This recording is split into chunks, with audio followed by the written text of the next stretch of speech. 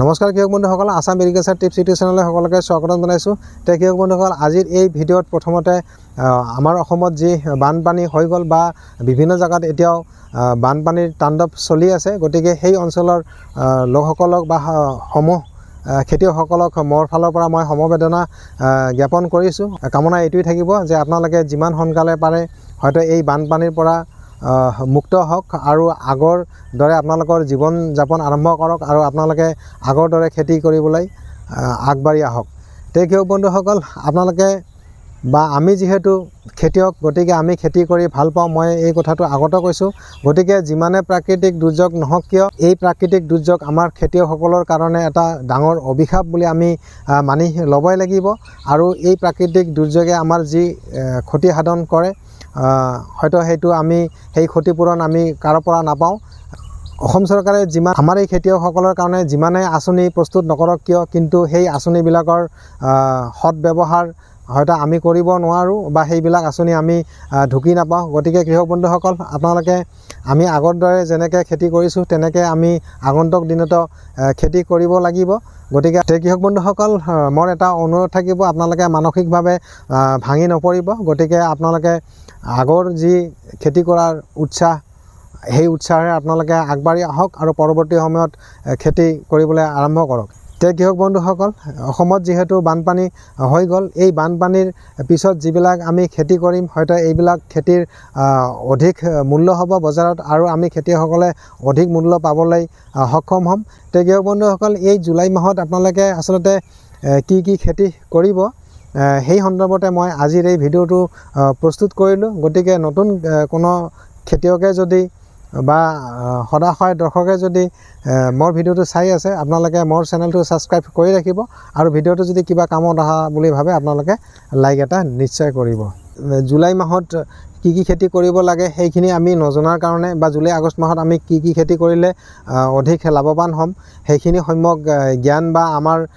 আমি সেইখিনি নজনাৰ কাৰণে হয়তো আমি উচিত সময়ত উচিত আমি যোনটো বজাৰ মূল্য চব্জিৰ সেইটো আমি পাবলৈ সক্ষম নহওঁ। কৃষক বন্ধুসকল, আজিৰ ভিডিঅ'ৰ মূল বিষয়বস্তু হৈছে এইটো যে আমি জুলাই আগষ্ট মাহত আচলতে কি কি খেতি কৰিলে আমি অধিক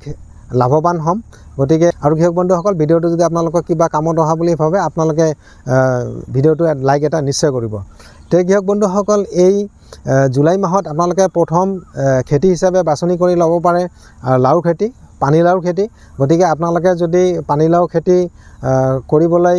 মনস্থ কৰিছে বা যদি অধিক লাভৱান হ'ব বিচাৰে, আপোনালোকে যিমান সোনকালে পাৰে আপোনালোকে ঘৰত বীজৰ পৰা আপোনালোকে পুলি তৈয়াৰ কৰক, তাৰপিছত আপোনালোকে খেতিত ৰোপণ কৰক। প্ৰথম হ'ল কৃষক বন্ধুসকল পানীলাওৰ খেতি। দ্বিতীয় হ'ল কৃষক বন্ধুসকল, আপোনালোকে এই ভৰ বাৰিষাত যদি ধনিয়া পাতৰ খেতি কৰিব পাৰে,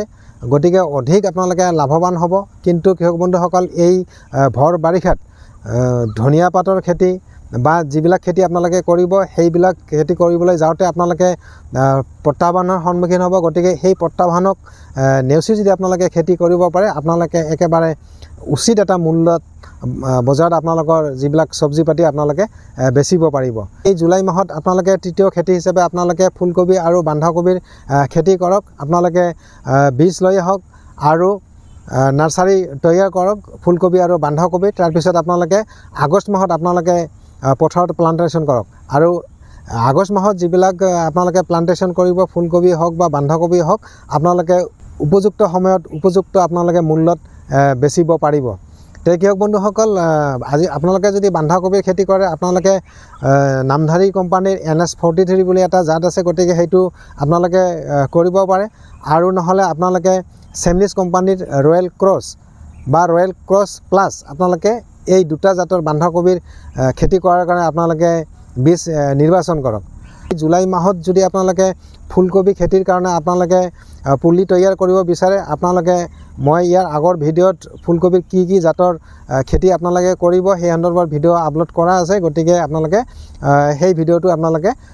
চাই ল'ব। কৃষক বন্ধুসকল, এইখিনিতে এই জুলাই মাহত আপোনালোকে আৰু আন এটা খেতি কৰিব পাৰে, সেইটো হৈছে পালেং শাকৰ খেতি। কিন্তু এই পালেং শাক যিহেতু পানী বেছি সহ্য নকৰে, গতিকে আপোনালোকে কিন্তু ওপৰত বগা প্লাষ্টিক দি আপোনালোকে এই পালেং শাকৰ খেতি কৰিব লাগিব। আৰু এই জুলাই মাহত যদি পালেং শাকৰ খেতি আপোনালোকে কৰিব যায় আপোনালোকে এটা ভাল মূল্যত আপোনালোকৰ এই পালেং শাক আপোনালোকে বেচিব পাৰিব আৰু টমেটো খেতি কৰিবলৈ আপোনালোকে এই জুলাই মাহত আপোনালোকে নাৰ্সাৰী প্ৰস্তুত কৰক টমেটোৰ নাৰ্সাৰী আৰু যিবিলাক বাৰিষাত সিজনত কৰা টমেটো আপোনালোকে সেইবিলাক হয়তো দোকানত মই যিবিলাকৰ নাম কম হয়তো আপোনালোকে সেইবিলাক নাপাব পাৰে গতিকে সিনজেন্টা কোম্পানীৰ 3150 এই ভেৰাইটিটো আপোনালোকে নাৰ্সাৰীৰ কাৰণে আপোনালোকে বীজ আনিব পাৰে আৰু আগষ্ট মাহত আপোনালোকে এই টমেটোৰ পুলি ৰোপণ কৰক আপোনালোকে অধিক মূল্যত আৰু সঠিক সময়ত সঠিক বজাৰ পাবলৈ আপোনালোকে সক্ষম হ'ব আৰু কৃষক বন্ধুসকল ক্লজ কোম্পানী আৰু এটা আছে জাত সেইটো হৈছে 908 গতিকে সেইটো আপোনালোকে কৰিব পাৰে তে কৃষক বন্ধুসকল এই জুলাই মাহত আপোনালোকে আৰু এটা খেতি কৰিব পাৰে সেইটো হৈছে বেঙেনা খেতি আৰু এই বেঙেনা খেতিৰ কাৰণে আপোনালোকে যিবিলাক বাৰিষাৰ বতৰত কৰা বা বাৰিষাকালীন যিবিলাক বেঙেনাৰ জাত সেই জাতবিলাক আপোনালোকে নিৰ্বাচন কৰক আৰু আপোনালোকে পুলি প্ৰস্তুত কৰি আগষ্ট ছেপ্টেম্বৰ মাহত আপোনালোকে বেঙেনাৰ পুলি ৰোপণ কৰক খেতিত আৰু এই সময়ত বেঙেনাৰ খেতিৰ যোনটো মুনাফা সেইটো এটা ভাল মুনাফা আপোনালোকে পাবলৈ সক্ষম হ'ব কৃষক বন্ধুসকল ইয়াৰ পিছত আপোনালোকে কৰিব পাৰে জলকীয়াৰ খেতি গতিকে জলকীয়াৰ খেতি বা নাৰ্সাৰী এই জুলাই মাহত যদি আপোনালোকে প্ৰস্তুত কৰি আগষ্ট মাহত আপোনালোকে পুলি ৰোপণ কৰে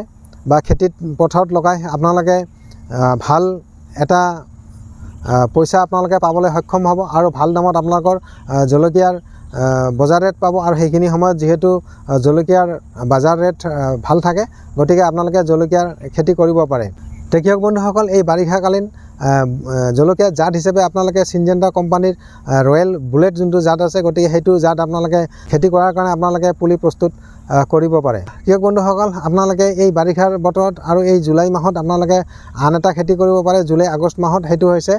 তিতা কেৰেলাৰ খেতি গতিকে তিতা কেৰেলাৰ বহুত জাত সেই বাৰিষাৰ বতৰত কৰিব পৰা জাত হয়তো আপোনালোকে বীজৰ দোকানত আপোনালোকে পাই যাব